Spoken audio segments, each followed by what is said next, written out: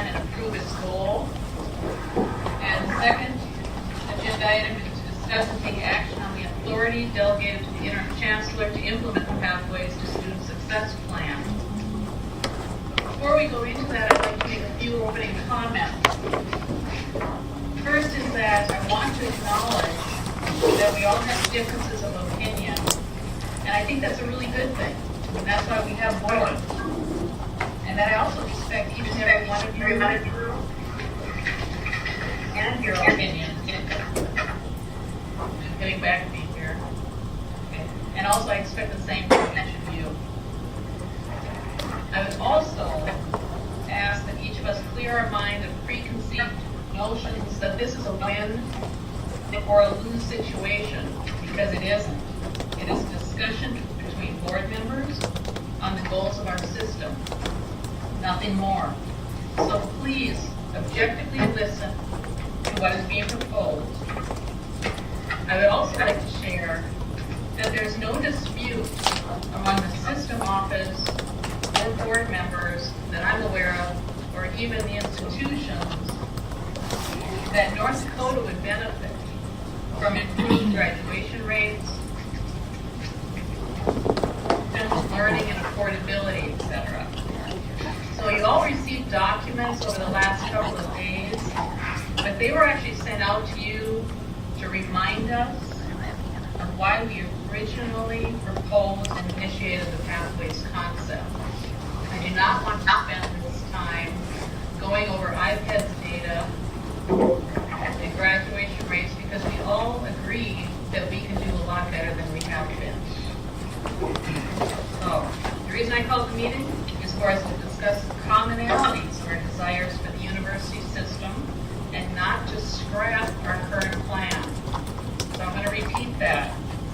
We are not here to scrap pathways, but we do have some issues that need to be resolved surrounding the goals and the execution of the Pathways model. Now, over the past year, we've had numerous conversations with different constituencies, and they all seem to have a different interpretation, even among board members, as to what the goal of Pathways is. Some believe the plan was designed solely to increase the prestige of our two research institutions. Some believe the purpose of the plan is to improve graduation rates and retention rates at our two research universities. Some believe the purpose of the plan is to decrease enrollment at our two research universities while increasing enrollment at our other institutions. And there are those that believe, as the title indicates, that the plan is designed to improve student success in the state of North Dakota. Now, granted, these goals are not mutually exclusive, and achieving one of these goals may very well lead to attaining one or more of the others. However, we need to begin somewhere and adjust our plan accordingly. So I'm going to go through and list some of the goals that were in the current model and what the differences might be in what we discussed today. So let's keep in mind that the goals, as identified in Pathways currently, is to recognize the uniqueness of our institutional missions, allow for changing pedagogies and student demographics, and maintain affordability. Also, as our current model already identifies, more specific goals must improve graduation and retention rates, decrease remediation at our four-year institutions, allow for collaboration with other education stakeholders, and increase transparency and simplification of our tuition, fee, and waiver models across the system. So, what is different? Well, to quote one of our legislators from the Higher Ed Funding Committee, it seems to need some repackaging. So I believe our model should use good data to develop strategies to accomplish these goals. Secondly, that our model should allow for the chancellor and our presidents to develop strategies for the success of these goals. Third, our model should have measurable outcomes by which the performance of our presidents and our chancellors will be evaluated. And fourth, our models should be able to be revised as required in accordance with these goals. I do have 3 recommended resolutions, but before I go into those, I would like to get some feedback from individual board members, and I'll call on you by name, to respond to my opening statements. And I'd like to keep it just to my opening statements, and then we'll open it up to discussion after. Now, in order to have some type of order to this, we are going to start from the western part of our audience to the eastern. So Kathleen Nesset, I believe you are out in Tioga, is that correct? That's correct. I'm in Tioga High School. Hi, Kathleen. Are you prepared to make a comment on the proposed goals? I am, Madam Chairman. I would like to agree with you that I do think that the Pathways model is a good one. I think it is not something we want to scrap.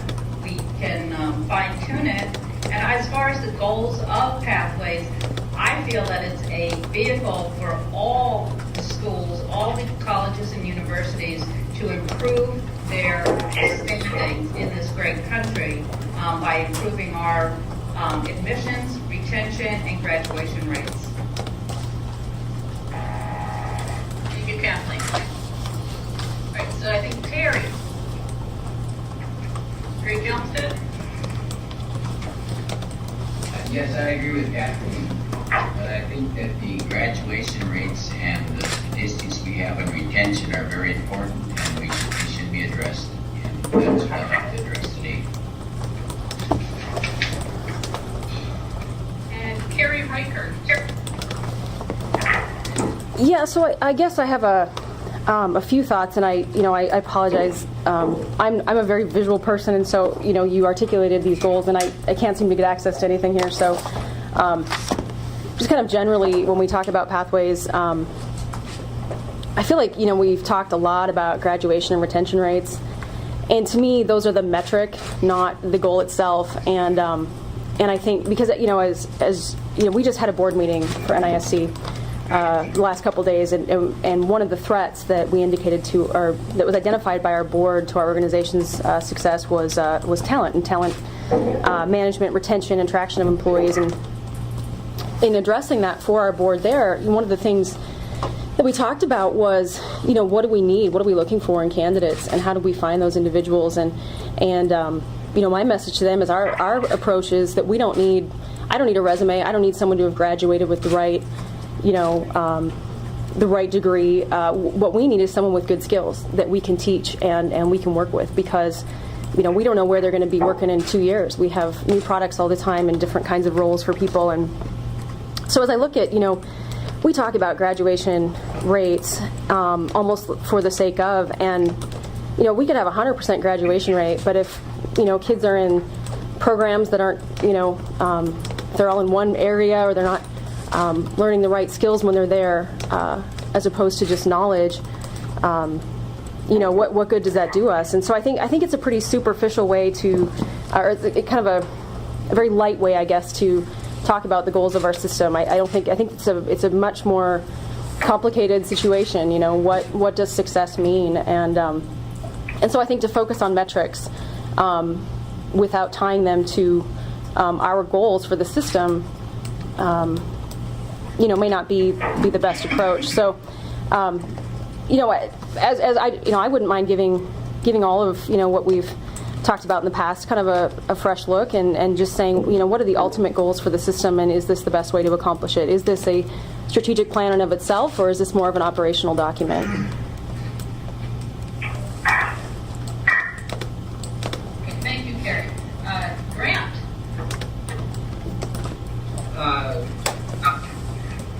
Madam President, specifically as to your request that we comment on your opening statement, I just have a couple limited comments on that regard.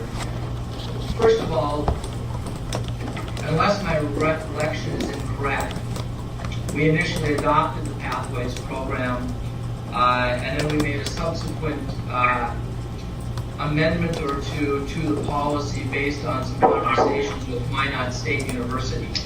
And these conversations, for the most part, took place prior to Chancellor Shervani's departure late last spring. Since that time, I don't think there have been any modifications to the policy. At least as a board member, I haven't participated in any meetings that the policy has been amended, nor have I been a part of any discussions with the board as to amending the policy. So therefore, to move on today's agenda regarding a general discussion, I'm perhaps a little surprised at the President's comment that she has some pre-prepared resolutions for the board to consider. Because as a board member, I'm certainly supportive of Madam President's initiative of being more transparent, and I have seen Madam President's efforts in that regard. But I have to say that coming to a meeting like this without any idea that we're going to be considering resolutions that apparently Madam President has pre-prepared, I find that to be in opposition to an attempt at transparency, particularly with transparency among board members.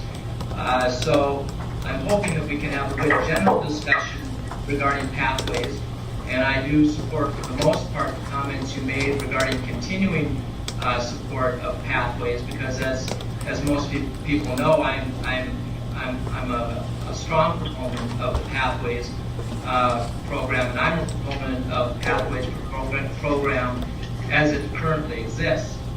But if there is fine-tuning that needs to be done, I'm certainly open to discussion. But I would be rather surprised if at the end of a short video conference, this board is ready to entertain resolutions that would modify what is perhaps the most significant policy adopted by this board, at least since I've been on the board. And so, commenting directly at your opening comments, that's all that I have to say. Thank you, Grant. And we have, I believe, Doug Muncy. You just skipped over your student representative who is a voting member, whereas the faculty member has no vote. So I would respectfully request that you refer back to Mr. Hoffman before I make any comment. Okay, well, Doug Muncy, he was actually next on my list, but I can go back to Devin if you'd like to speak first. That's fine with me. I do agree that pathways is something that we do need to look at, but I think we need to take a better look at the statistics that we do have, and I think that there's definitely room for changes and to make the plan even better. In my opinion, to implement the plan, I mean, yeah, we've been working on this for a year now, but I still think that's awful quick to implement it right now. And I do think we need to take a better look at the statistics that we do have. And that's all I have to say. Thank you, Devin. Dr. Muncy? With respect to the president of the state board, the Council of College Faculty is in support of pathways to student success,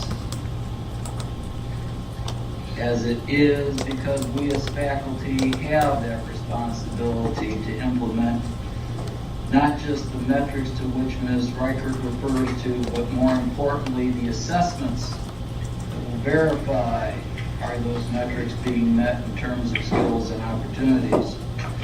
But at this particular point, knowing what I know about any plan, to be successful, you must continually have a plan fine-tuned, which is why I would be interested in hearing what the president of the board has so that it could be brought back to the Council of College Faculties for reflection and further discussion, with the Council of College Faculties having its next meeting on Tuesday of the upcoming week. Thank you.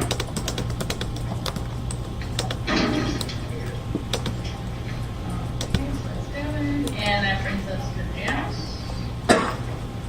On behalf of the staff and the staff senate across the state, I can say that we are all very supportive to see our universities progress and move forward. There is great concern about some of the areas of pathways, and we're glad that we're looking into that. And we'll be supportive of working with the board on it. Thank you. Mark. From what I'm hearing, it sounds like we're all pretty much on the same page.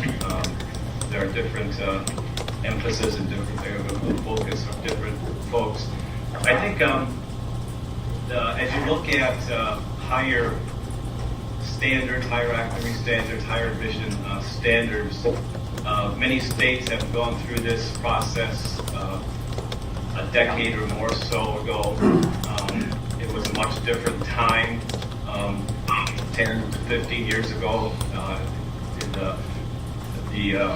The pipeline for college students was quite different, and so I think we do have some special challenges that we have to look ahead as we implement what we all know is the right thing to do.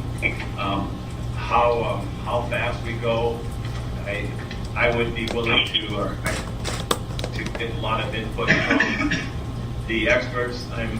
I'm not an expert in higher ed. I'd like to hear from what the presidents and the provosts and the different deans and people have to say, and as the campuses wrestle with this, to make sure that we have a successful implementation, that we have buy-in from all the different stakeholders, I think is going to be very important. But I think we all want to get to the same thing. We want to make sure that if a student gets admitted to any of our schools, that they have a great chance to graduate, and not everybody needs to go to college. Not everybody should go to college. Not everybody needs to go to college. There's just so many opportunities for the non-college graduate too. So, and as you look at when this was implemented decades ago in the states, particularly if we look east to the Big Ten schools and in some of those schools, I know I grew up in Michigan. In Michigan, when they implemented higher standards at the University of Michigan and Michigan State, it was to address a capacity problem.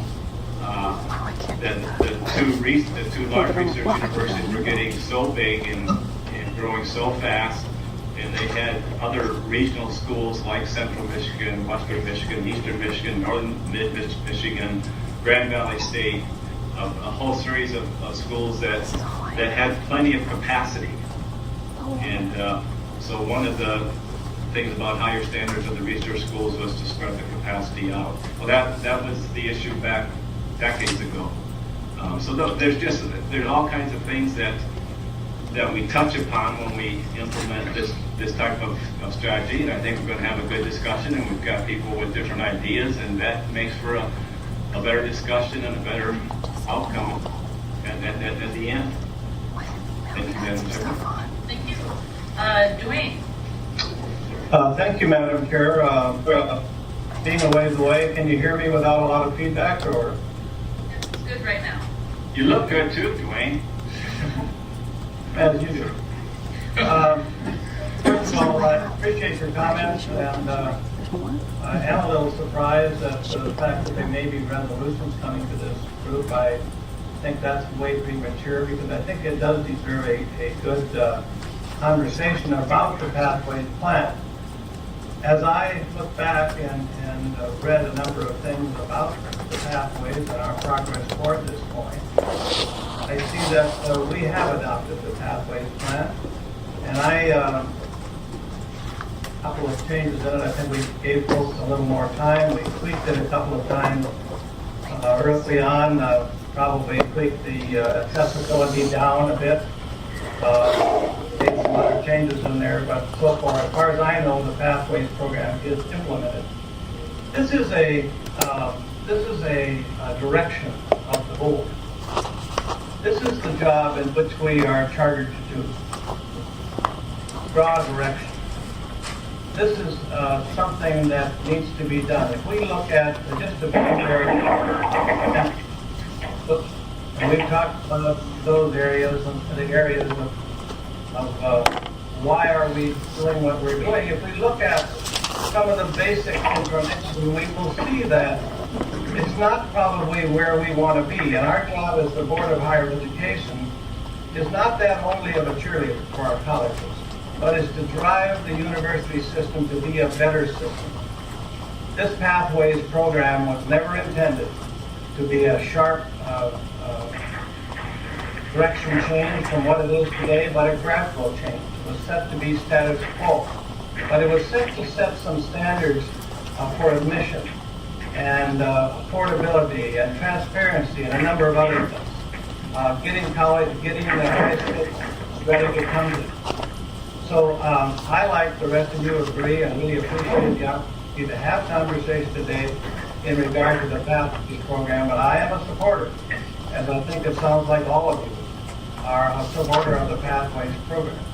I don't want to make it something that we spend a whole lot more time going back and forth and deciding what goes on, because my experience here in the past 7-8 years that I've been here has been that that's what's been going on, and we are where we are today on some of the key areas. We have a very good system, but we're in some of the key areas probably not where we all want to be, and all the Pathways program does is to strengthen and move it forward. I think a number of areas are there. We'll save some of those comments for later, but Madam Chairman, that's my comments for today, and I do appreciate the opportunity to get together to talk about this. Wayne, and I appreciate everybody's comments. For one, I think Kathleen, you mentioned one of the first words you said was statements was that you don't want to scrap it, and that was one of my opening comments also. We're not scrapping Pathways at all. And in response to Grant, the resolutions that I had in mind is a framework that we're going to be adjusted based on the conversations that we had today. It was not something that was set in stone that I was going to present and say that this is it and we could not adjust it, but I do appreciate your comments for that. So what I seem to be hearing is that there's support for Pathways. I support Pathways. I support the initiatives in Pathways. My only concern is that we need a little more input, and maybe even a lot more input from people that we have hired who are experts in higher education to work with this. I have concerns about the loss in enrollment at a number of our schools and how they would prepare for that. I also believe there's other ways that you can increase graduation rates and retention rates that have nothing to do with selectivity of your incoming freshmen. And there's actually a study that just came out today on that. If you get the Chronicle, you can read that. So these are conversations I'd like to have. I also think that might address a little bit what Carrie Reichert was saying, is these sound like metrics, not goals. So with that, I'd open it up for discussion. If maybe Grant, if you would like to... Excuse me, President Yes. Diedrich, could I ask those of you calling in by phone to please mute your phone, because we can hear you over them. They're causing just feedback in the mics. Thank you.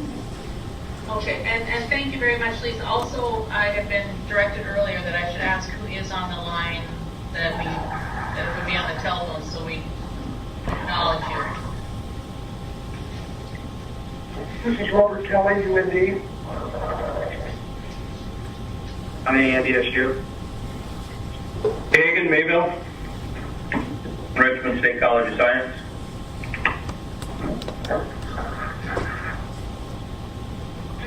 Wilson State. You've got Dickinson State. Dakota College is here. This is Kim.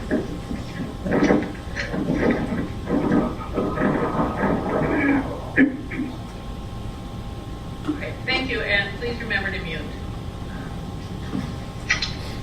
with that, I was going to ask if Grant had any additional comments he'd like to make or get the discussion going. Can you hear me now? Yep, thanks. I do, and I do think it's appropriate that maybe you asked me to start for the very reason that a lot of what ultimately became the Pathways concept began with discussions that I was having during my presidency with then Chancellor Getz, board member John Bacchus at that point in time, and some others.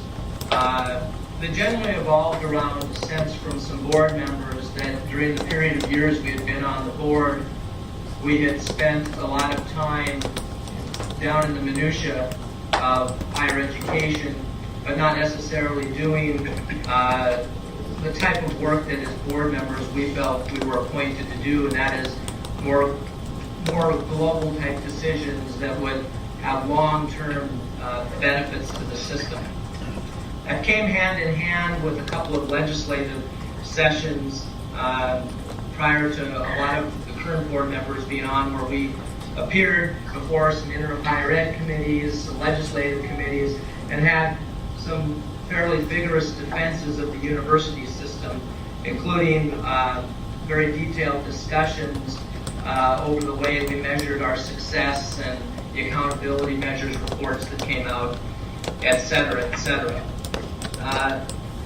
As a result of all of that, we started having a discussion about two primary issues.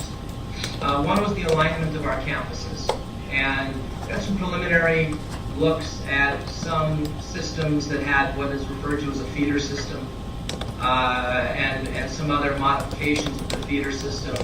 And that view was primarily intended for some of the reasons that have already been articulated here. Are we properly using all of our campuses? Are students getting to the campuses they should really be getting to, right down to having those campuses at capacity or near to capacity as far as their usefulness, student body, enrollment, et cetera, et cetera. The second reason that we were looking at this came out of some general discussions with the legislature, and from my standpoint, some general discussions with a number of the ranking bodies, AAU, Princeton Review, U.S. News and World Report, and Forbes. And I know that people might have a tendency to roll their eyes momentarily when we talk about those types of ranking publications, but in reality we have consumers within higher education. The consumers are our students and the parents who help them pay for their education, and it is those types of rankings that really, that's where those folks go. Those folks don't go and dig into Carnegie, iPads, whatever it might be. They look at the rankings, and I had a discussion with those publications and said, what drives this? And they said, well, it's no big secret because it's actually published on our pages. But the primary things are selectivity of admissions, research when it comes to national research universities, remedial education, graduation, and retention rates. And lo and behold, if you look at their websites, that's clearly what you see.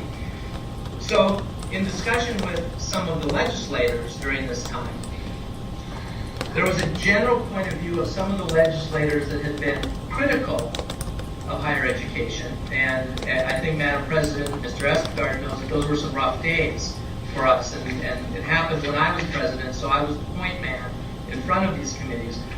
What is your real beef? And in a general sense, the beef that was articulated was primarily pointed at the research universities, okay? And not meaning to single them out. But what was pointed to was that there was a feeling among legislators that with the facilities that were provided on these campuses, NDSU and UAB, with the size of the student body, the enrollment, And with the dollars that were being expended, it's the public dollars at those universities, along with some other factors, but there was a general feeling that their rankings should be higher among these various ranking publications. And I do understand that there's differing view as to the validity of those. But it was kind of the point of a dialogue at that time as to what can we do to better align the campuses and to raise the stature of not only the two research universities, but all 11 campuses. And that was the general genesis of this entire discussion, which I don't think anybody on the board could disagree is there's probably a lot of discussion for us to have. From that point, we went to hiring a new chancellor, and during that process, part of the specific goals in the interview process were views that we need to take another look at our alignment and that we wanted to elevate the stature of all of our campuses. And I'm being very open, of course, in this discussion. And we ultimately hired Chancellor Shervani. And when he came on board, one of the short-term objectives the Chancellor Shervani had was to implement a policy that would address these goals. And out of that came the pathways process. Now I'm a proponent of pathways for those very reasons to this day. I want to elevate the standing of all of our campuses, but particularly our research institutions. And whether that's a hot button thing to say or not, the reason is that's where 80% of our dollars go. We are a state-funded university system. We're not private schools. And because of that, we have to be good shepherds of the public dollar. And my view is since 80% of those expenditures are there, we should have a particular interest as to the standing of our research schools, because as their standing goes, in some views, so goes the standings of all the other campuses. And so I go back to the core reasons this is before us, and that is my view from the very beginning, to elevate the standing of all the campuses and to properly align our campuses so that they're being utilized, A, directly under their missions, but B, can we manage the campuses so that we don't have the concerns about fluctuating enrollments, et cetera, to stabilize this moving forward. Now, since that time, we've had some curveballs because we were operating under a certain budgetary system, which we now have a new system that addresses that, and so that's changed things slightly. But overall, there are still these, in my view, these driving goals of pathways. And Madam President, when you outlined some of the purposes of pathways, and some of the other members touched on this, I do see that the national standing of our campuses was left out in some of those comments. And I still, for one, think that that's very important. I think it's very important that the campuses keep improving. And if you remember, one of the original discussions that was had when Pathways came about was try to elevate one of the research institutions into an AAU level institution, which is most board members know is the top 60 or 66 research universities in the country. That's a very difficult goal, but it's a good objective for us to have. Overall, my view is I don't worry so much about tinkering with the time it takes to implement, with some of the data, et cetera, but as the discussions unfolded during the process, I see that data can be manipulated all over the place, and so being a lawyer, I know that we can get expert witnesses in a trial to say anything we want an expert witness to say. And I think the same thing comes with data. It depends on who's giving it to us. But I do think there's some general agreement, as Madam Chair said, that we do need to raise our graduation rates. And I think no matter what what we plug it into, we're going to find that we could do better. We could do better with remedial education. We could better align our campuses in the future. We could elevate the stature of all the campuses, and in particular, NDSU and UND. And I say that, and I think I can have some credibility saying that because I've been a big cheerleader for those campuses in the fry pan. And anybody who right now might be rolling their eyes that I'm pointing the finger at NDSU and UND, I would remind them that I was one of the people sitting for those legislative committees with the presidents behind me, fighting for more respect for those campuses, pounding on those measures, those outcome measures that we've been bringing before the legislature over and over. And I'm still a big advocate.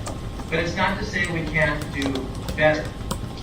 What I want to be careful of in this process is that in my years on the board, if there's one thing I've learned is that although the board might not have an intention of killing pathways, pathways can get killed in the bureaucratic process.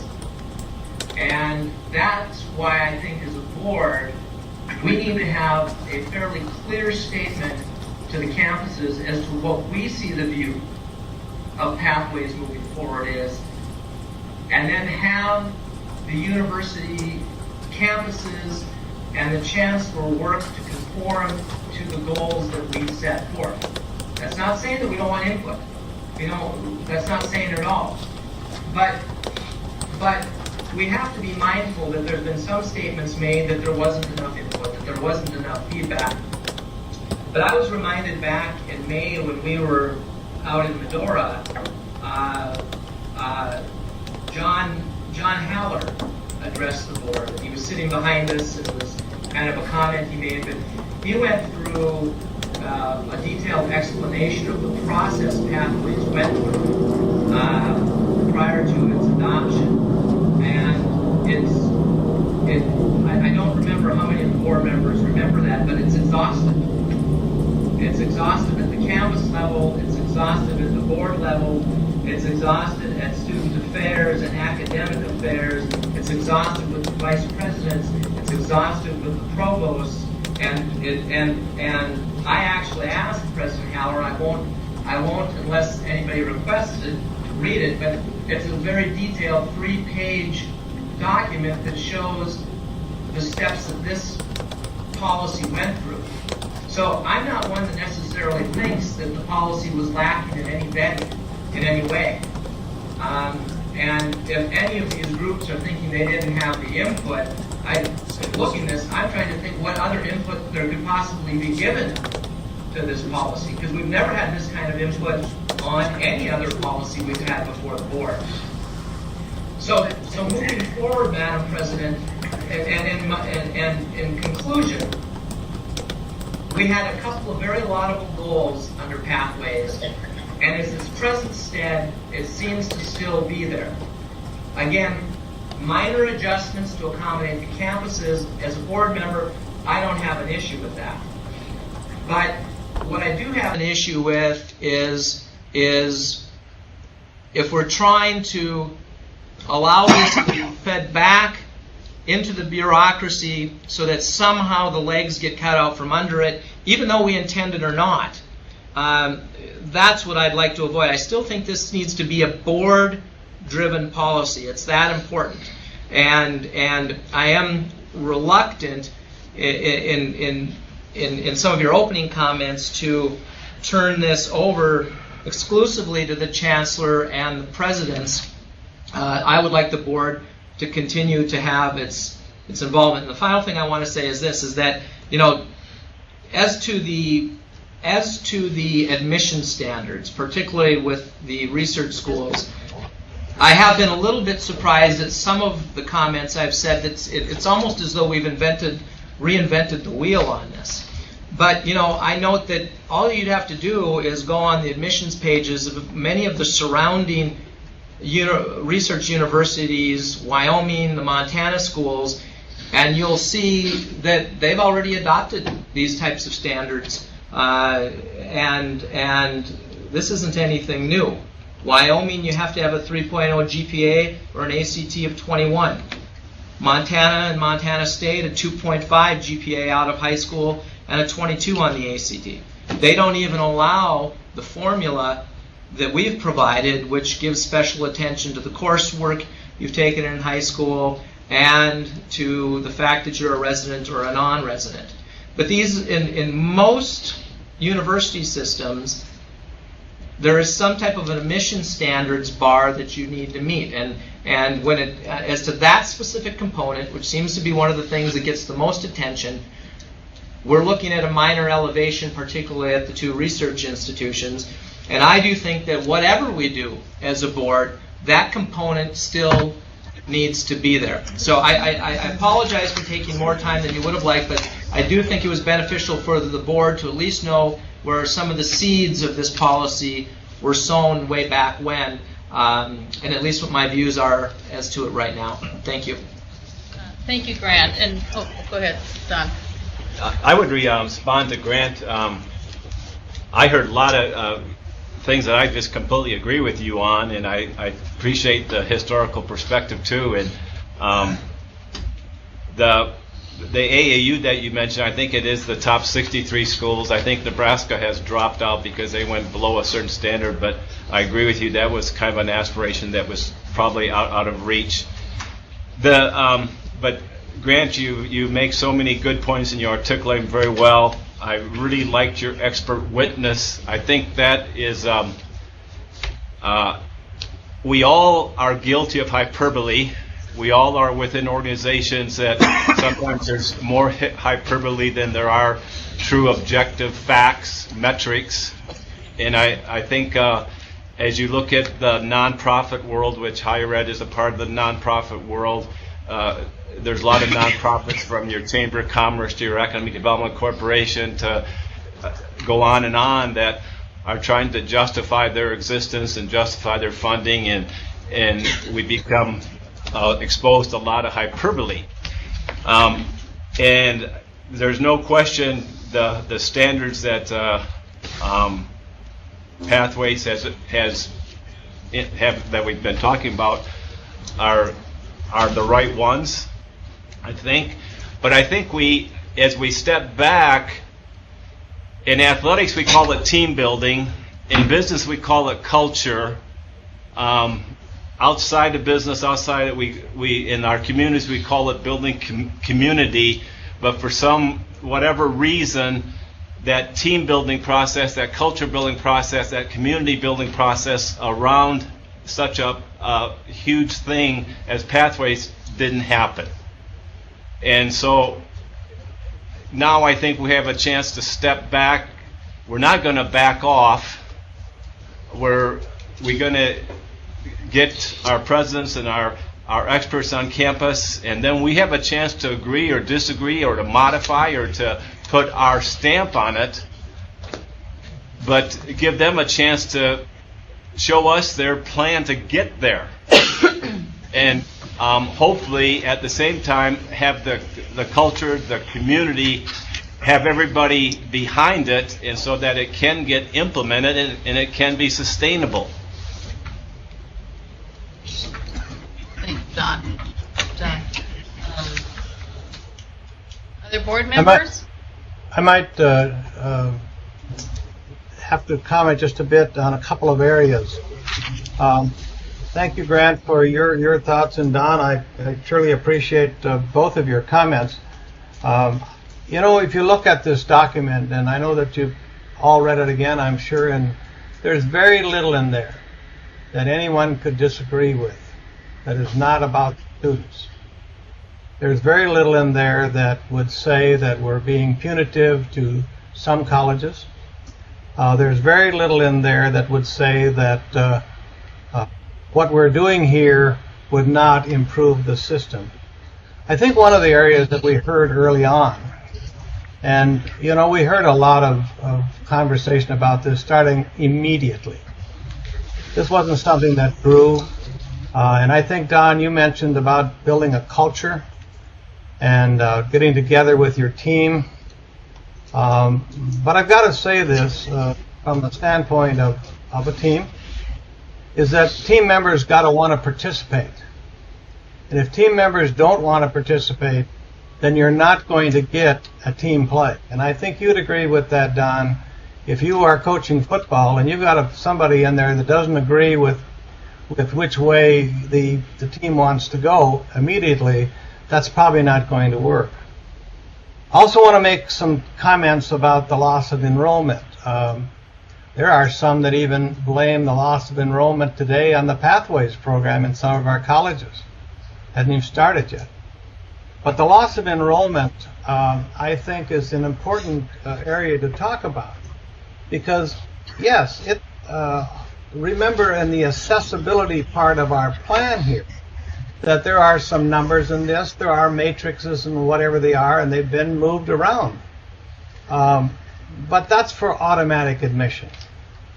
And certainly, if you are just under that, let's say you're at a research college, you're 210 or you're 200, and you go in there, you're not automatically admitted to the research college, but certainly your admissions person can look at your history, they can let you in, they can do whatever they want to do. That's a very important part, I think, of it. I think many of folks think, well, we've raised the standards. My God, in order to get a 200 here, you'd have a GPA of 2.5, have the maximum course of 21 on the ACT, and be from North Dakota, and you'd be at 200. Well, you wouldn't have automatic admission, but it shouldn't take too much for the admissions office to say, look, the person's been participating in theater, it's been participating in athletics, it's a hard-working young person, we're going to let him come in. And I think that's what takes place in the college, to say, and I think that's where it starts when you say, I want to improve graduation rates. I think you got to get the right people in the right place. That's what the Pathways program is for the most part. Right students, right college, to do a little better. Not only is our graduation rates probably not where we want them, but our retention rate isn't there either, which means they start and fail. That's very costly. Very costly to the parents, very costly to the students, and I also think it's very costly to the person themselves and how they feel about themselves. You start at the university and you fail is not a good feeling. Do they come back? Maybe never. Do they go to a different school? Maybe sometimes. But I think if we do a better job on the head end of this thing, we certainly will be more successful down the line, and we will A, have a better graduation rate, and B, have a better retention rate, and I think a more affordable college education for the parents and for whoever pays. Thank you, Madam Chair. I would just have a short comment. I agree with your loss of enrollment. Sometimes that loss of enrollment will be kids that we're going to have a hard time, that their chances of success are going to be very, very low. In the athletic world, sometimes when you lose a recruit, it ends up being a blessing in disguise because of their character or their academics or their attitude. And sometimes that's not all bad when you lose someone, because you just have, if you lose them, you see them once a year. If you get them, you see them 365 days a year. So the loss of enrollment can be a very positive thing if you're losing the right people. Yes, Don, I understand that, but it's not positive. It cost you $20,000 to try that. Yeah. It's not positive for the parent, and that's what we're talking. It's completely different than athletics. Remember also that this program was set to be status quo. Was set to be status quo on admission standards to get started with. In other words, it wasn't set to immediately kill your enrollment. I mean, we heard a lot about that, but this was set to be status quo. And if you take a look at a 210, and it was a little easier to get it, but one of the changes we made was we only give credit for 15 courses when we did give credit in the past for 17. But if when this originally was put out, until we took some input from some folks in other areas, you know, with a 2.5 grade point average and a 21, you could get in. That's not terribly difficult. That's not terribly difficult for our research college. So that's just some comments. Okay. Thank you, Dwayne. I just would like to make a couple comments, and I definitely want to go out west and hear from Kathleen and Carrie and Terry. To go back and address the board-driven policy, I appreciate that very much, but I think it should be a board-driven goals, and I strongly feel that we set goals. That's what governance is. Putting the strategy together is where I get a little bit nervous. And when Don mentions the culture falling apart, I think the culture fell apart is because we and the system office did what probably, in my opinion, should have been done at the institution level, brought back to us, and then we approve it. That is my only issue with Pathways, is how we went about setting the strategy. I would have liked a little more input from the schools and have the schools bring it to us. Okay, I want to use Brant's famous line, that being said, let's move on to Kathleen. Or Kathleen, do you have some input, or Carrie? This is Kathleen. I do have some input. Thank you, Madam Chair. I want to go back to some of Mr. Schaaf's comments, and he talks about admission standards, graduation success, and such. And I think what we really want to get back to is this Pathways program was really well thought through. I think it was well researched, well designed. And I think that we have to remember that in doing this, the purpose was to be cognizant of the fact that we are dealing with public dollars here. It's very important that we take a very responsible approach to this. And why do we educate our students in the first place? You know, we educate our students here in North Dakota to be part of a world-class environment. We do not do this to be middle of the road, average modicum. We want to be our students to be the top of the pile. And when I look at these first-year retention rates and all the standards and metrics, whether we like them or not, they do tell the story.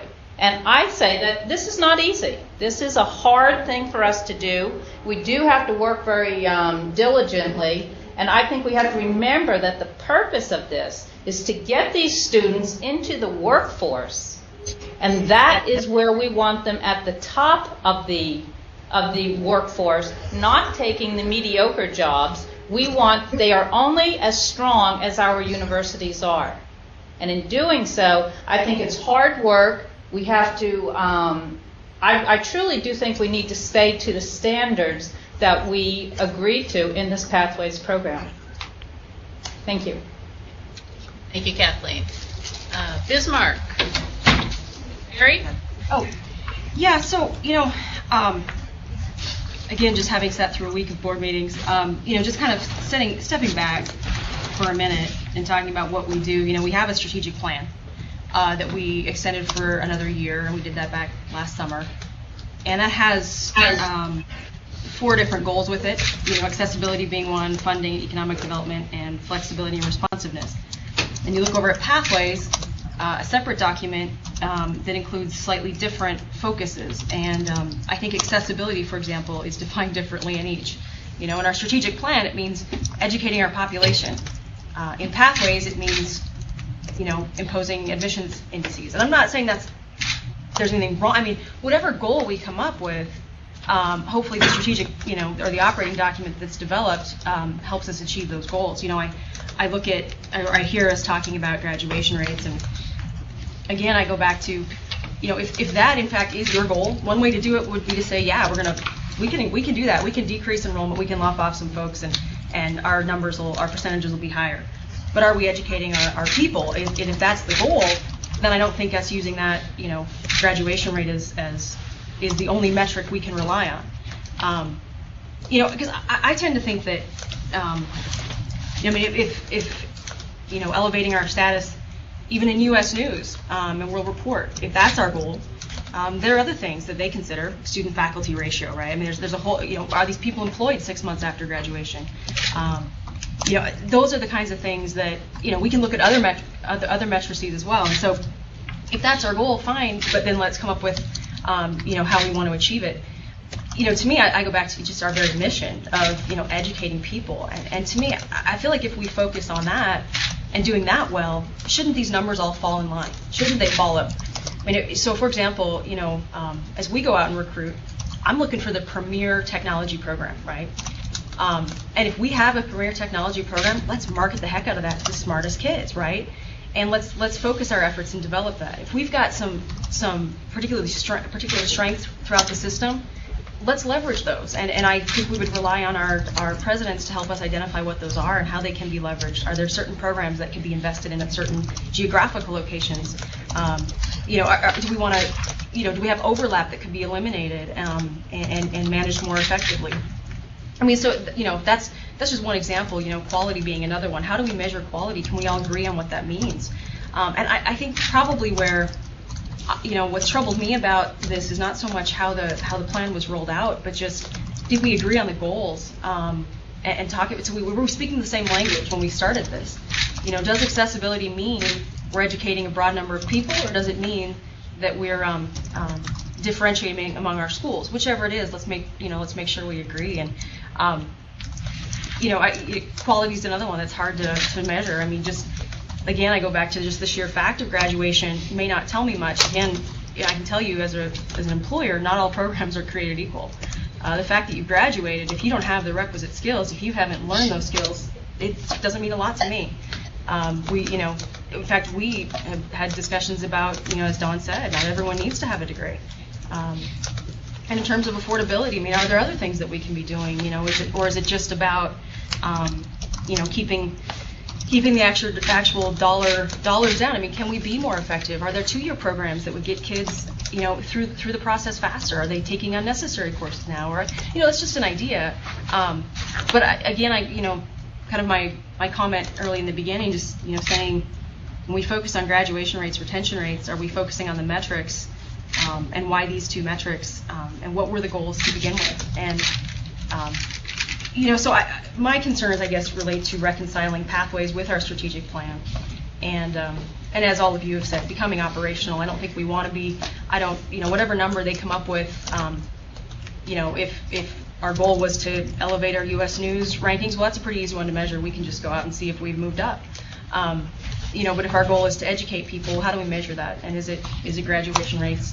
What is it? We had a presentation maybe last fall or maybe even the year before with some assessments that were actually kind of skills-based assessments. It was a very maybe an hour-long presentation we had here at BSC, and it was really interesting to me. And is that the direction that we want to go when we talk about what does quality mean? Making sure that our programs are, and I think Dr. Isaac had said something at the funding committee about, making sure we have standardized or standard criteria that each of the programs meets. Is that a direction we want to go? To me, that's not what my personal thought would be, but I guess just kind of coming back and making sure that we all agree on what the objectives are. Because I do feel like we have competing documents out there, and I'm not sure that they're aligned. I mean, do they align with our mission? Okay, thank you, Carrie. Terry. Well, I think we're all in agreement that we should improve the standards to get into 4-year schools. I don't think anybody questions that at all. But those standards were kind of thrown at us at the beginning. There was not a big discussion as to how we were going to rate the ACT test and some of the other things. We found a total and threw a number out there, 210 or 220, and there was very little discussion amongst the college presidents as to where that number came from, how we were going to arrive at it, and all of a sudden now it's a concern as how it's going to affect the enrollment at each of these institutions. I think that we have to look at those standards a little bit better. We talk about tweaking the numbers all the time, and we've never tweaked them. We haven't really adjusted anything. We've just taken what was thrown at us, and that's what we're looking at. But to improve the standards to get into a 4-year school, I think is important for for those institutions and also important for the success of kids that are going to college. And we want them to be successful, and we want them to choose the right place by their ACT test and by their grade point averages and so on. But none of those numbers, they were kind of thrown at us, and we just don't know where they came from. And I hope that we can look at adjusting some of those things and tweaking some of those things to the point that everybody feels that we're going to retain enrollments and retain successful students. Thank you, Terry. Madam Janice? Chair? Oh, yes, Madam- Wayne. Madam Chair, Yes. just a comment on that. The numbers, I have to differ on that. The numbers were not just thrown at us. The numbers started at 240, and they worked their way down to 210. And they were limited in another area that drove them up again, is that when the arts folks only wanted to take maximum number of core courses to 15, it raised it by 10. But this all started at 240, and with the number of input, and Mr. Schaft, I think, talked about the long list of input was taken, it was driven down. Remember that the 180 score, which is the lower end of our deal, you can get into our colleges with a grade point average of, with an ACT of 18 and a grade point average of a C. My goodness, how do you want to tweak it down? If you take our research colleges, your 2.5 point grade average and a 21. These are low. They were higher before, and a little bit of input that was taken is not right. There was a lot of input taken, and it's now at 210, 190, and 180. Thank you, Dwayne. Janice, did you? Yes.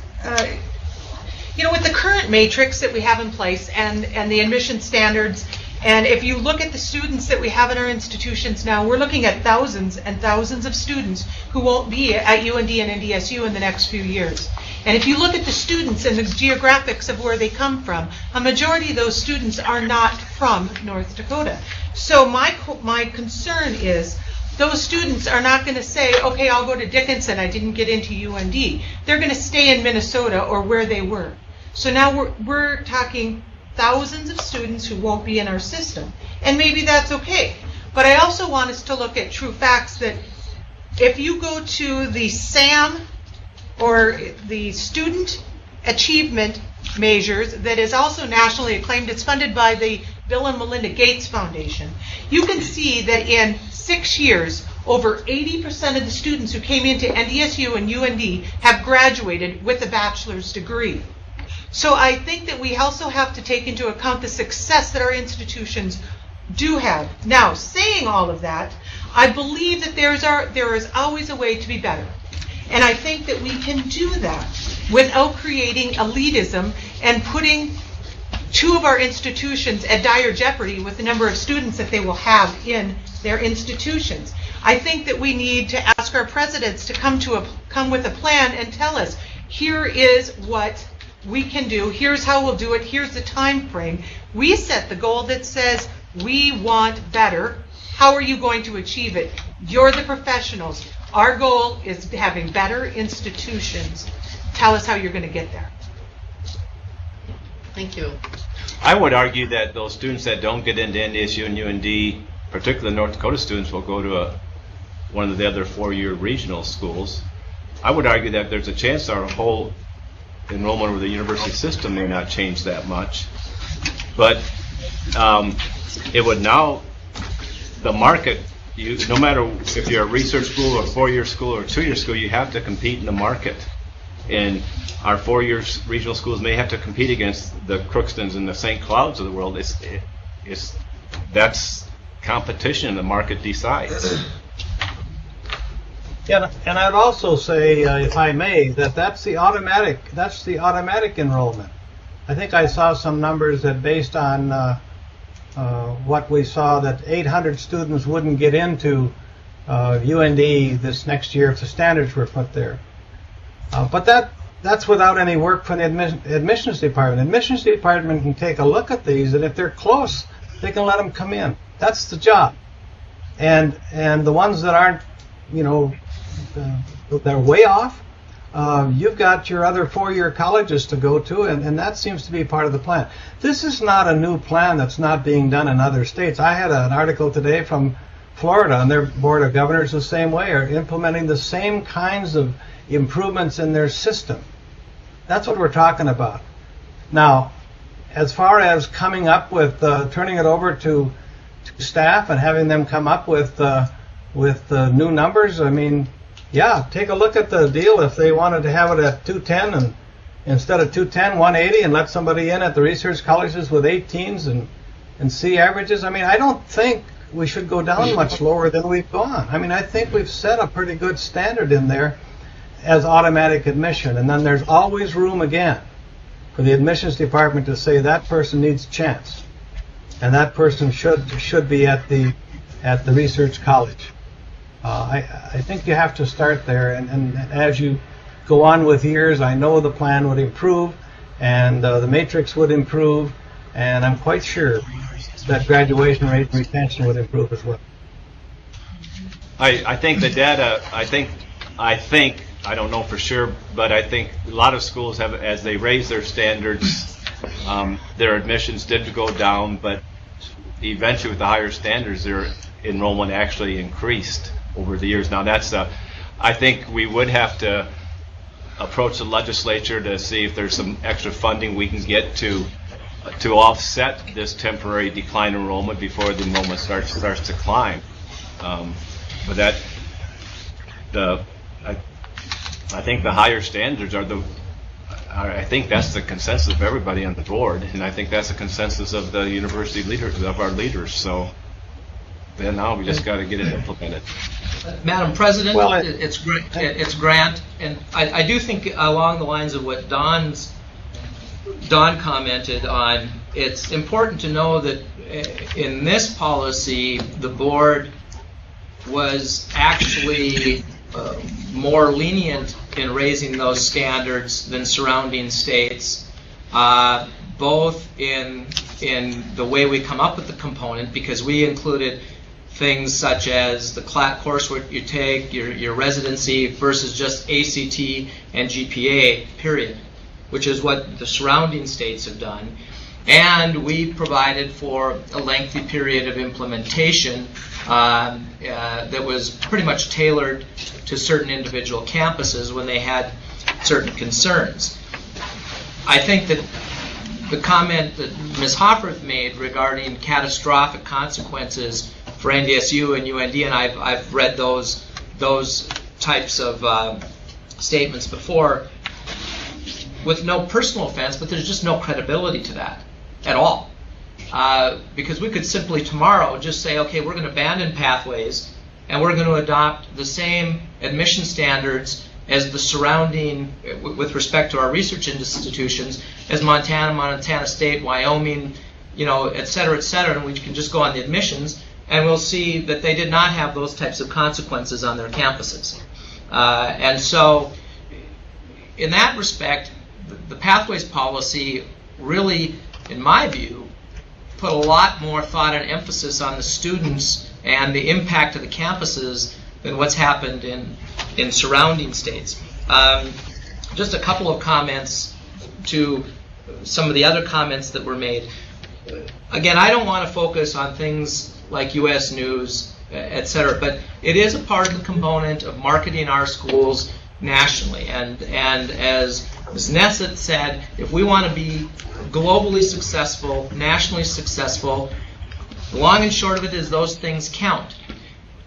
I'm not as worried about the fact as where we sit and gradually moving up. But what causes me a concern is, for instance, the headline this year that when U.S. News and World Report identified a handful of schools that are trending downward, that the University of North Dakota was named as one of those. Now that's in the headlines. You can pull it up, you can Google it. That's not good. I challenge any board member to argue that that's a good trend. And so in trying to adopt these, we do have to consider these types of things because it's what our consumers look at. It's what gets us exposed nationally. We all read about the top 10, top 20 schools in the country every year, and most of us can rattle them off. And that's why these types of things are important for our research schools. As important as it is getting game day on Saturday or the hockey team getting the exposure we like it to get. It's important for our schools to get the public academic exposure. And the game day for our universities, quite frankly, for our consumer market, is U.S. News, Forbes, Princeton Review. With regard to how we arrived at the numbers, I again recall that we started at a much higher number, but board members will recall when we met at Microsoft in I believe the late summer of 2012. One of the staff members gave us a very detailed explanation. I think it was Amy Kopus. As to the algorithms she'd been running over and over and over trying to refine these numbers. And so I think board members recall that the metrics weren't cooked up at all. I mean, they went through a very significant process prior to the board adopting them. All of this being said, I'm not opposed to a discussion as to whether they're appropriate or not. But I will tell you, board members, I will be suspect to a handful of representatives just from our campuses coming in and telling us this is the way we should measure this, this is why we should or shouldn't do this, because I'm interested in what they have to say, but I'm also interested in what information is out there outside of the system too. I think that's my job as a board member, not necessarily to be spoon-fed from any entity.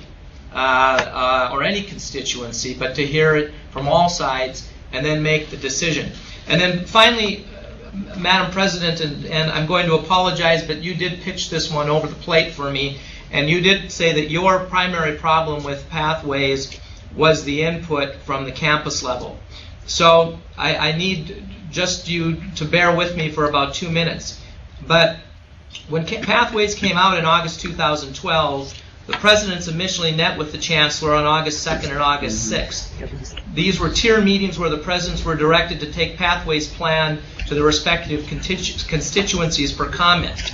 On August 20th, the chancellor and the state superintendent signed the joint letter to all college and high school administrators expressing their clear expectations regarding the delivery of dual credit courses. Included in the letter was a set of joint standards for the maintenance and academic rigor expected of all dual credit courses. The chancellor presented Pathways to the board in September of 2012. Pathways was then introduced to both the Academic Affairs Council, the Student Affairs Council in September of 2012. Students were represented in both of these councils. The plan was subsequently discussed at both of these councils at their November, December, and January meetings. Following the regular January meeting of the two councils, the chancellor and members of his staff met for a half day with a work group consisting of provosts and vice presidents for student services, where they addressed several pages of questions that were submitted by the campuses regarding the implementation of the plan. The NDUS staff then and the chancellor prepared and disseminated a document entitled Decision Points, which over the course of several months provided updated information regarding specific issues raised by the institution and subsequently resolved by the chancellor in consultation with the presidents. Examples included the high school core of 15 courses, the automatic admission scores of the institutions, residency tuition charges, greater transparency between tuition, non-mandatory fees, and tuition waivers, but to name a few.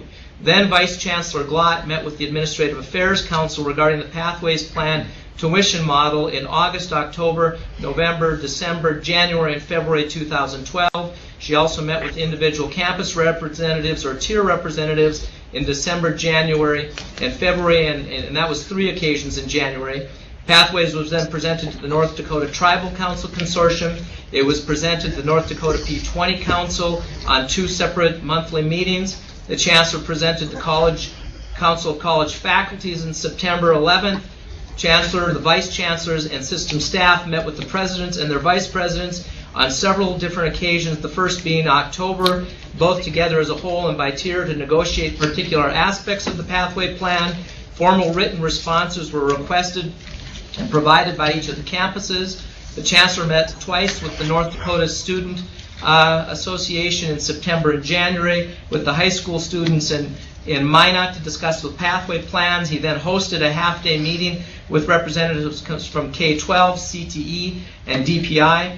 Other meetings where the pathway plan was introduced and discussed included the Council of Educational Leaders, regional counselor meetings, NDCEL, North Dakota State Counselors Conference, NDCEL Principals Conference, and was again discussed at the Council of Technical Education, all of which were asked to provide feedback to the board and the system office. So when we say that it wasn't bounced off the campus and brought back to it, again, I'm no expert either, but it's tough to find where else we would send this thing.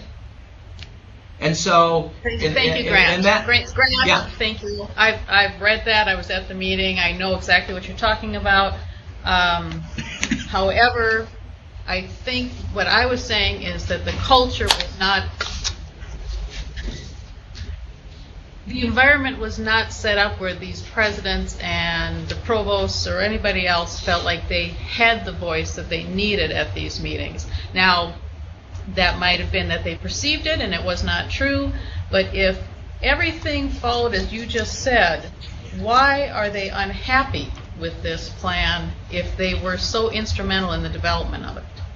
Well, it's a very good question. It's a very good question, Madam President, because we pay these folks a lot of money. And they come from very serious backgrounds, and I would expect in this process that they would be honest with us as a board and give us the feedback we're requesting. So, I can't hold anybody's hand.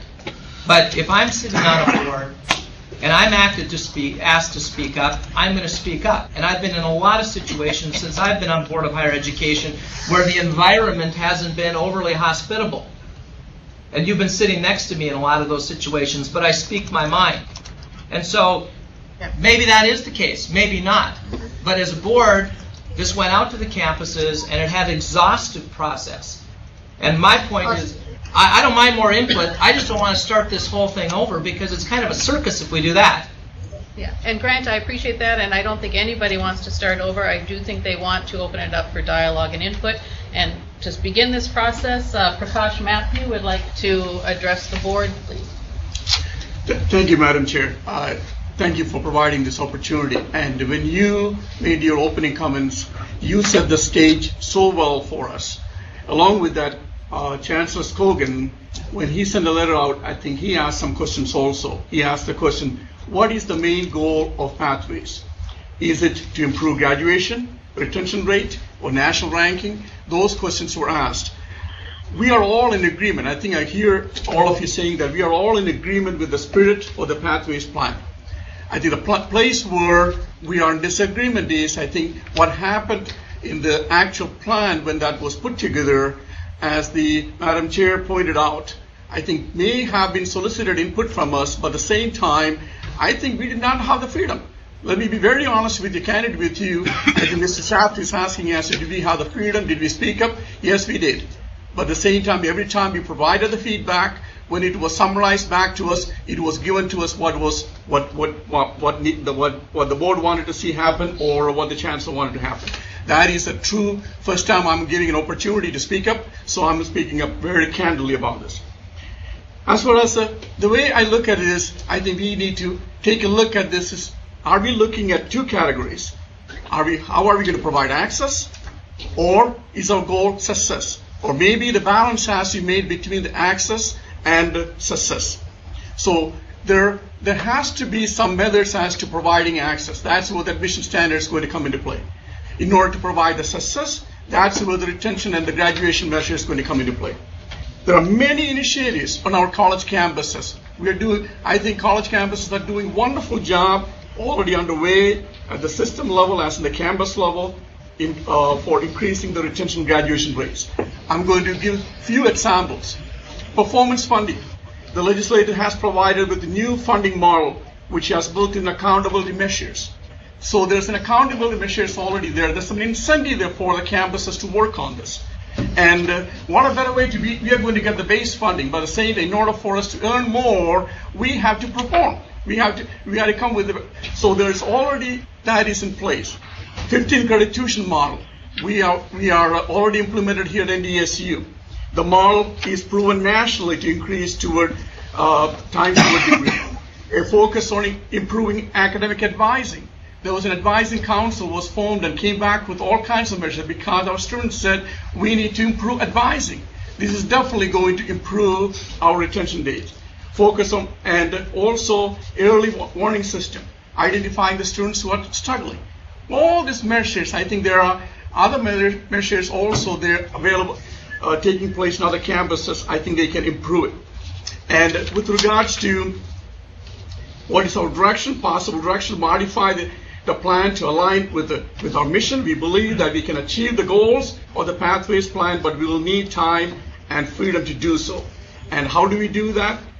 There is a task force. I think the Vice Chancellor Coven has formed the 3 task forces, and we need time to thoroughly analyze the data and formulate the data, and also predict the coefficients and predict success based on that.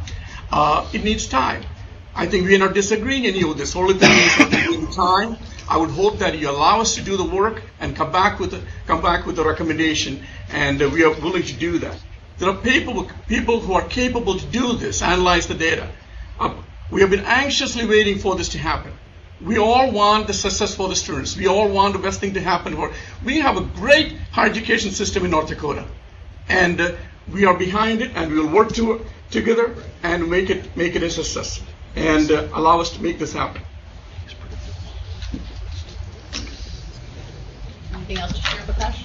At this point, I can comment on the current plan, but I don't think that's necessary to do that. Okay, Yeah. thank you very much. Thank you. Thank you, Prakash. Okay, other board members feel like... I just have a really quick comment, and I think, you know, what your statement that you were concerned about how it was kind of rolled out or how it was introduced, and I think the difference, and I think that, you know, these last comments really highlighted it for me, was it wasn't input on how we're going to accomplish the goals. The goals weren't set out, and then, okay, how will we improve graduation rates? It was, here's what we're going to do, now go ahead and respond. And I think that there are a lot of different things we could do. An admissions index is just one thing. You know, I mean, there are so many other things that are contributing to people moving through the system, not graduating. What are all those things? And there's got to be lots of things that we could be doing. And I think we have a lot of experts, you know, as it was mentioned, who could be doing and coming up with these great ideas. And so, you know, to the extent, you know, we work from the Pathways document, my thought would be, you know, can we open this up and say, look, there's some other ideas. I mean, our goal then is to improve graduation rates. Let's make that our goal. What can we do to get there? And I think the admissions index is just one thing. And, you know, so let's let them figure out how it should work. But let's let them figure out all the other things that should be going along with that. And this just comes back to my original comment of you know, we'll set those goals. And Dwayne said earlier, we set the goals and let them, let the experts take it from there. Madam Chair, this is Dwayne. Yes. I really appreciate the comments of my good friend from NDSU, and I think that's great to come back with some other items. You know, we've set the goal.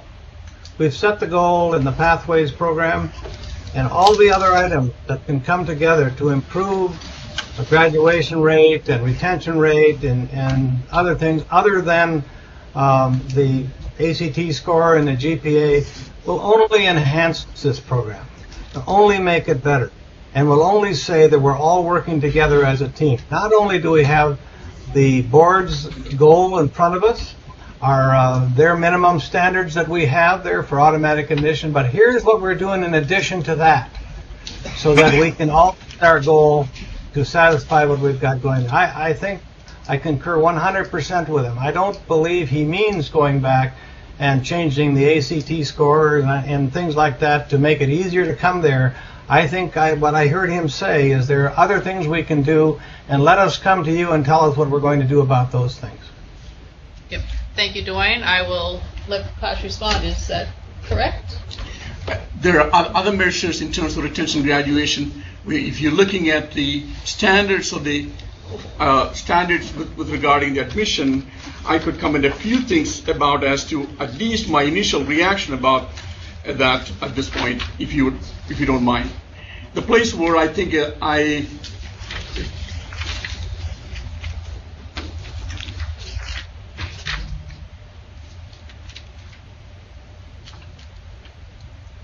with regards to formula, I think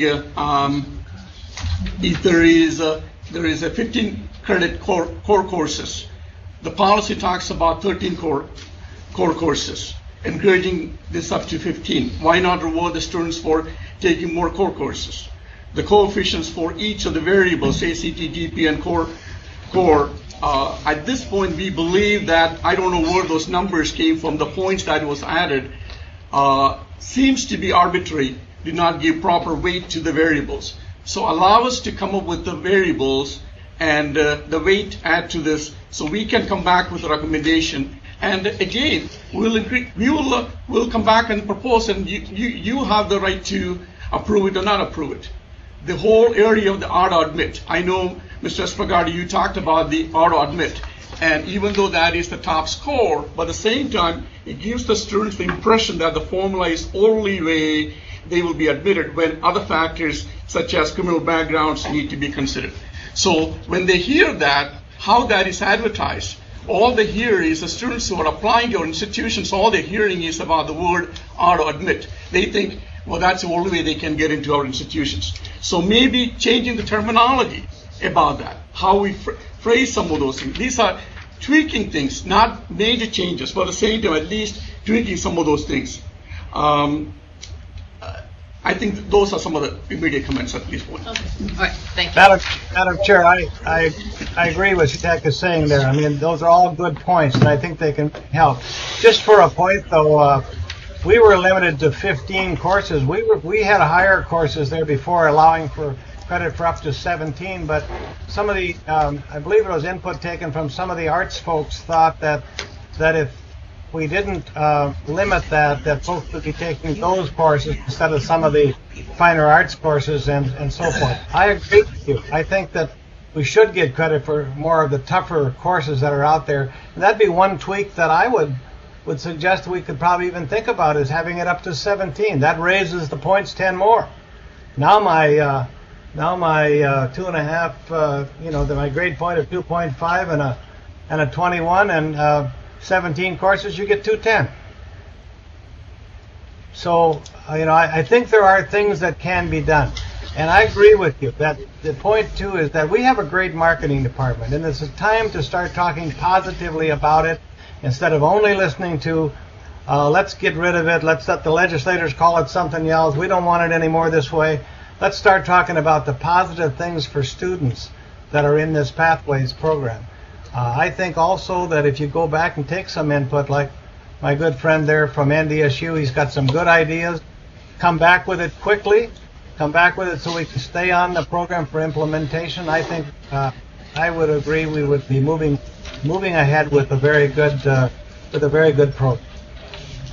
Thank you, Dwayne. So what I'm hearing is that you would be comfortable giving the authority, or delegate the authority to some of the institutions to tweak the model for success and keep Pathways, but allow them to tweak it under our approval. They can come back with a proposal. That is not what I said at all. Okay. What I said is that our program is there, and I think it can be enhanced. And I think if you come back to us with enhancements to our program, enhancements to, let's say it's the accessibility, some good ideas there, come back and suggest that. Not to take the whole program and tweak it so that it works your way. The board's program is to set the program. We've set the program.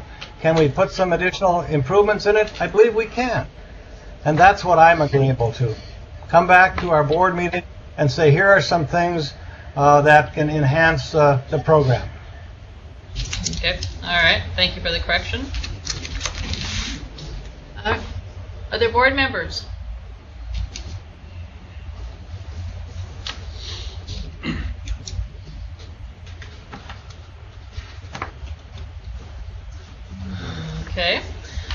Well, I was hoping, Well, if board Oh. members are done talking. okay, if board members are finished, I think Chancellor Scogan would like to say a few words. Thank you, Madam Chairman. I just have a flood of things I would like to say about this, and but I want to be very specific on some of these things. The first thing I would like to ask the board, Mr. Shaft has consistently referred to this as a policy. It looks to me like it's an operational plan. So I think as your interim chancellor, I can tell you as bluntly as possible that you've already had the experience of a chancellor trying to implement an operational plan that did not have buy-in. And I appreciate Mr. Shaft reading through the document that says all the buy-in that was there. But as Dr. Matthews says, that buy-in did not occur. In a private conversation, Mr. Espegard, you will remember you and I were in Grand Forks, and you articulated all this buy-in that you said that occurred, and I told you that didn't happen. And then you said, and you and I were in agreement, you said, well, we were led to believe that it happened. And let's be honest, that's the truth. You were led to believe that there was this tremendous buy-in that occurred on a plan, that these meetings were all very directive on this is what we're going to do. So here's the issue. We all are in agreement, and I can assure you, I and the presidents are all in agreement that we have a governing board that sets policy and sets goals, and it is our job to implement the policy and the goals of that board. No one's questioning that. The pathway to student success is an operational plan. I don't understand why the board would have discussions about what GPA to have or what ACT to have. There are many things, as Dr. Matthew talks about, that go into student success. And you have many, many bright people at 11 institutions who have made it their career to understand student success. And those people are willing to meet the goals set out by the board. And I'm willing, as your interim chancellor, to hold presidents accountable and to hold myself accountable to the board to meet your goals. But a goal is not saying that an ACT entrance score must be X. A goal should be, we want to increase graduation rates, or we want to increase retention rates. And as has been pointed out, there are many things that will do that. There are many, many patterns for student success that have everything to do with college preparedness, remediation, counseling, advising, early warning systems, faculty-student ratios, and the list goes on. And your institutions are willing to meet the goal that you set for us. But to lay before us an operational plan that was directed in nature is just, I'm telling the board, not going to work. What you need to do, please, is tell me as your interim chancellor what your goal is. And I will work with the presidents. We have actually 4 task force right now that are working very hard to come up with a meaningful way to, so number one, to meet transparency on fees and waivers. How are we going to do that? What is the best admissions index? We've got really smart people right now looking at, if you're going to have an admissions index, and by the way, we already have admissions indexings, but if you're going to have a real admissions index, what are the best criteria to put in that? It's not necessarily so that you weight a GPA this or an ACT this, but that's what you've laid before us, is an operational plan that says you must weight GPA at this, you must weight ACT at this. All we're asking is set the goal for us, and then I will work with the institutions, and we will meet your goal. And if we don't meet your goal, hold us accountable.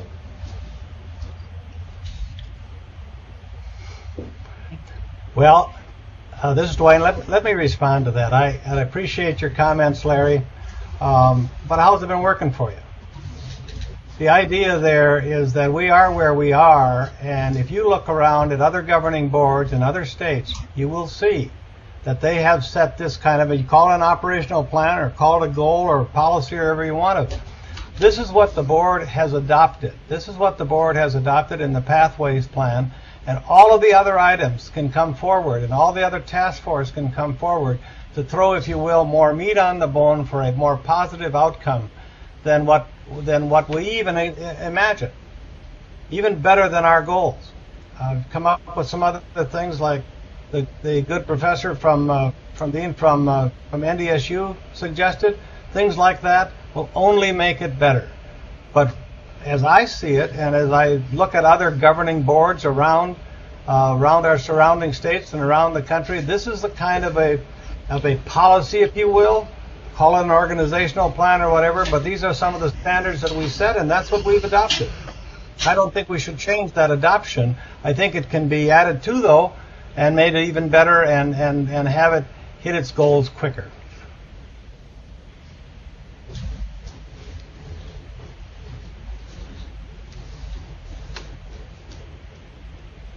Any more discussion?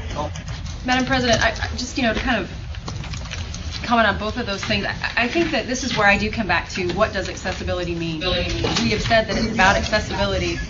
Does it mean limiting enrollments, or does that mean improving our numbers? If you look at our strategic plan, accessibility is about educating the population of North Dakota and improving the number of, citizens with degrees and degrees in certain areas, and making sure that all of our students have the opportunity to go to school. And I'm not saying that's inconsistent with other pieces of this, but I think we do need to decide what our goal is. When it comes to quality, we have some comments about alignment with K-12. My goodness, I mean, there's so much going on there right now. If we aren't working with them, I don't know how we can even start talking about quality. I think those things go hand in hand, and so I do think that we have to have agreement on what those goals are, just from a very basic understanding of what we're trying to accomplish. Because I hear a lot of people on this board saying, well, we want to elevate the stature or the prominence of our schools just across the board. And if that's the goal, I think that, as Dr. Scogan has said, our presidents will run with that. And I think their respective staff members are ready to do that. But I think if our goal is something a little more different, and I guess I would hope it is, I would hope that our goal is a little more,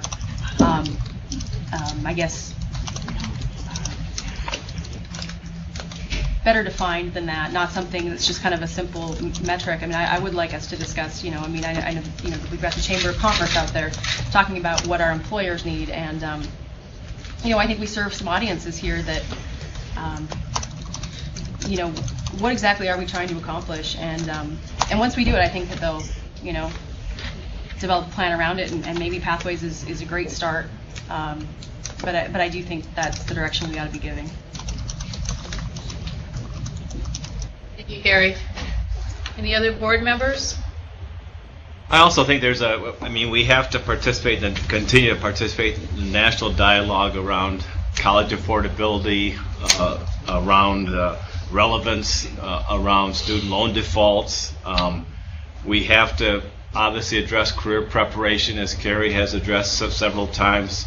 I think we all realize that we have to prepare students to be lifelong learners. We want them to be critical thinkers, but we also want them to have the skills to get their entry-level jobs. And that's a balance that we have to have. We want them to be able to get jobs in their major. We want them to get jobs that require a college education. And so we also know that intellectual horsepower correlates positive. I mean, if we're going to hire somebody at Carrie's company or at our company, our chances are better with the person with the more intellectual horsepower. It's not perfect, but it's a great measure. ACT scores are not perfect, but it's a start. It's a measure. Grade point average is not perfect, but it's a measure. And so there is, and we know that schools have raise their academic standards, and we know that graduation rates have gone up. So, but again, I don't know what those are. I don't know what the right ACT is or what the right GPA is, and that's where Larry's going to come back to us with that information. But there's just a whole dialogue going around the affordability, the use of technology, what's the role of the MOOCs, and there's just so much that we have to. That there's just so many moving parts in 2014 that we have to be aware of too. But college affordability and tuition rate rising at a much higher rate than inflation are issues that every school is every system is trying to deal with. Madam Chair, this is Grant. If the board ends up being of the consensus that it is worthwhile to, send this back to the campuses, take a look at some of the specifics, I'm not opposed to that at all. But what I would like to see is input from outside of the campuses and outside of the system too. And here's the reason. And this is the conundrum I have with what the Chancellor just said. I've been to any number of conferences now since Pathways was implemented and have had the chance to speak with some national leaders in higher education.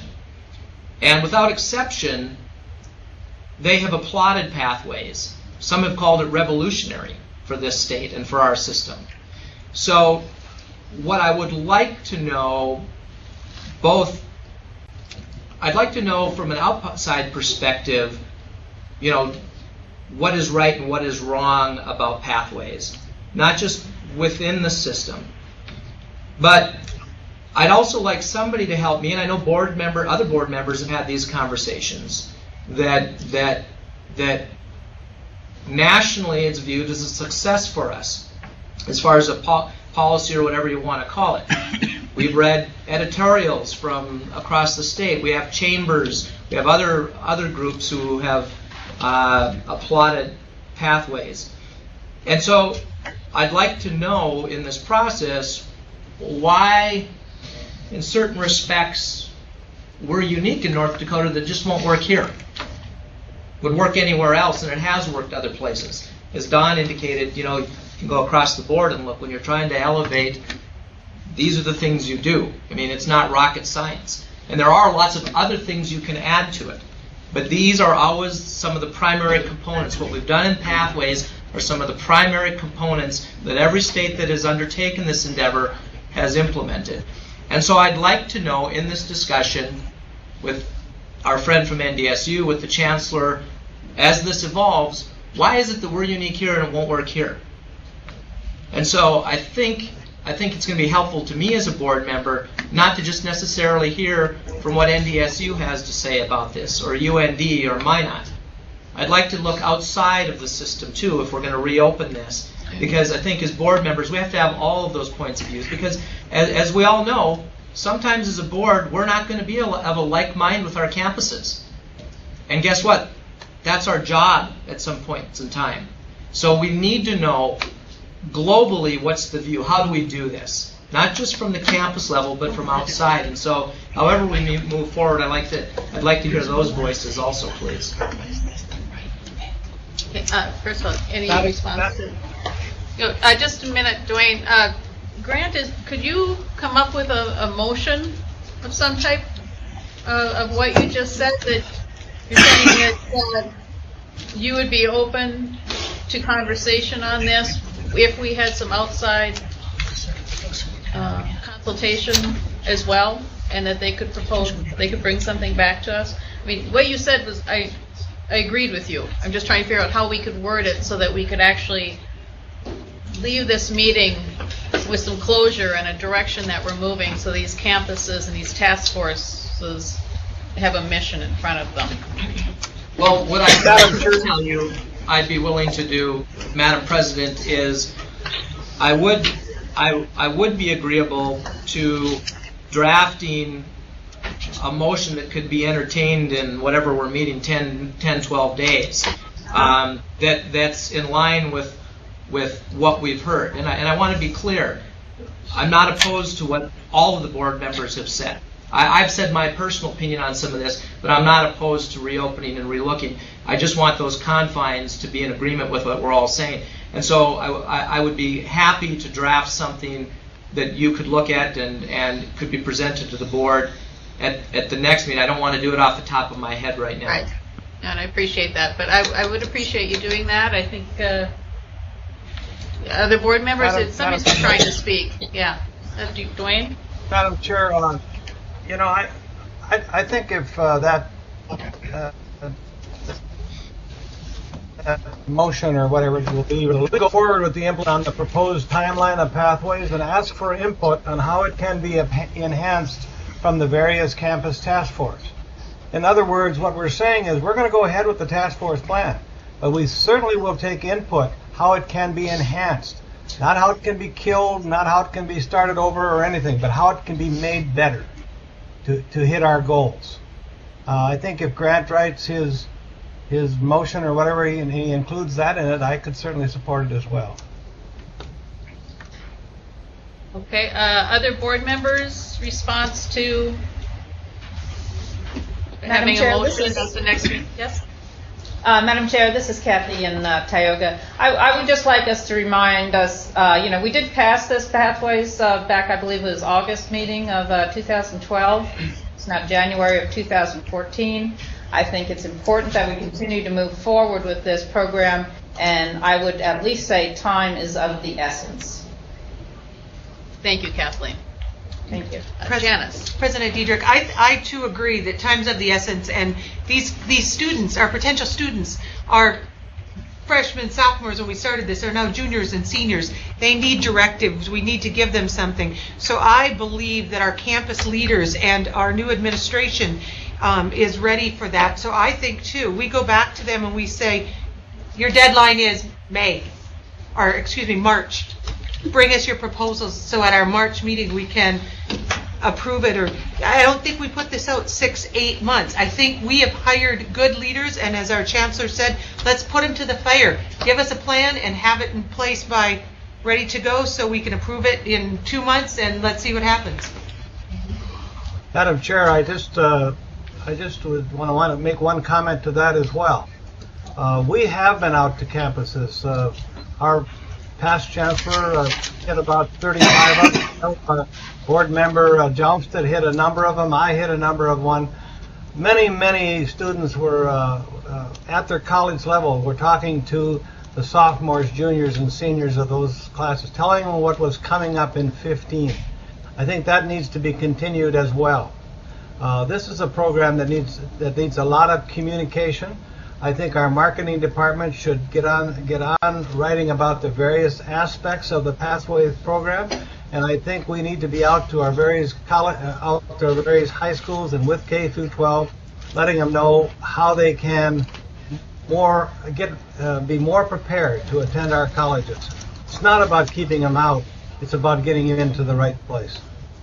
Amen. Okay. Thank you, Dwayne. Other board members? Madam President? Yes. I was just, kind of getting back to what Dawn said earlier. I mean, the landscape of education is changing quickly, I think, and there's, the problem with having a document that's very specific like this one or has specific components is that we can't be flexible. We can't be responsive as things change. I mean, as Kathy points out, or Kathleen points out, we've spent a year and a half talking about this thing and what's going on in the meantime. I mean, certainly we don't operate in a vacuum. Industries are changing, the needs for jobs are changing. What motivates our students seems to be changing.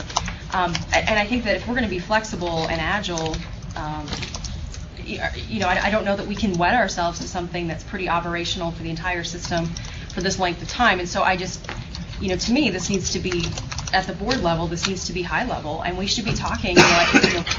My thought on this is do we sit down for a couple days strategic planning session and talk about those things? Some of the things Dawn was just talking about.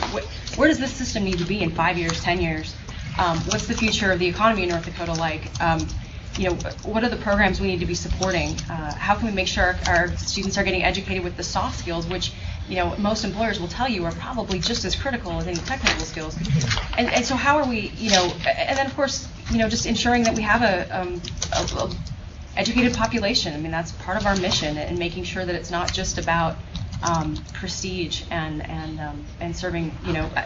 We need to serve the state. And so, to me, I don't know that this is what you were looking for, but my reaction to this is not even so much a resolution for our next meeting, but for us to sit down and talk about some of these big picture items in higher education with input undoubtedly from our presidents and our chancellor, so that we can kind of make some of those big picture decisions and set the stage not just for the next year. And I think this does go back to the timeliness of all of this, is for us to get bogged down in discussions and delaying implementation and all of that. I mean, if we've set the strategy, these things should be, these guys should be off to the races in short order with some good ideas, and so I guess that would be my comment on that, is just that we keep that big picture perspective as we go through this. Thank you, Carrie. And my only response would be that, with the strategic plan that we have now, we just extended because we didn't have one in place and we needed to. But I would hope that during maybe we could put it on the agenda for our retreat, that we would start to work on a new strategic plan, because we need a new one in place for next year. And I would just add to what Carrie said. I think what you say I certainly agree with. I think the experts are sitting behind us. It's the university faculty and deans and department chairs and provosts that are, and these are issues that they confront every day, and they keep up on the literature, and so I think we got to work together, because they've got to share their knowledge, and they've got to. But it's got to be a collaborative thing, because they live it every day. Thank you, and that's a perfect segue for me to ask if any of the presidents that are on the line, if they would like to make any comments. I think we're kind of coming to the conclusion of this meeting, but now that you've heard what we've had to say, do the presidents have any comments?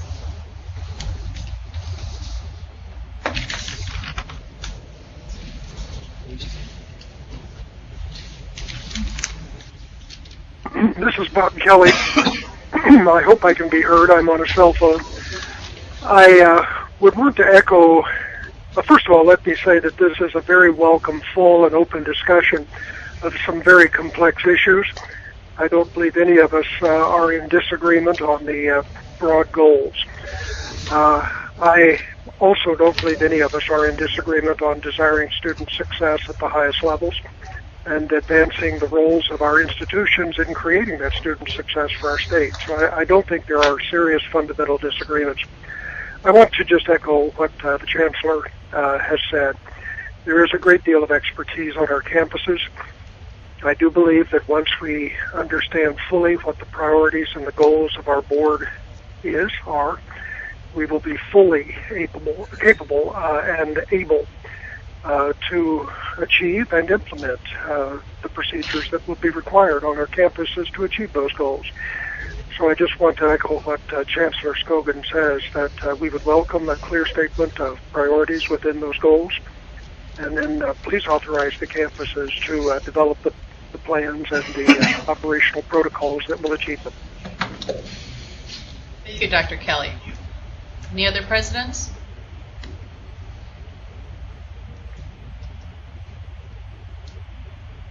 Any other comments? I know that there's another meeting scheduled. 3:30. 3:30. Yeah. Are you looking for a motion to adjourn? I'm looking for a motion to adjourn. I would so move. Second? That's all I need, right? Motion?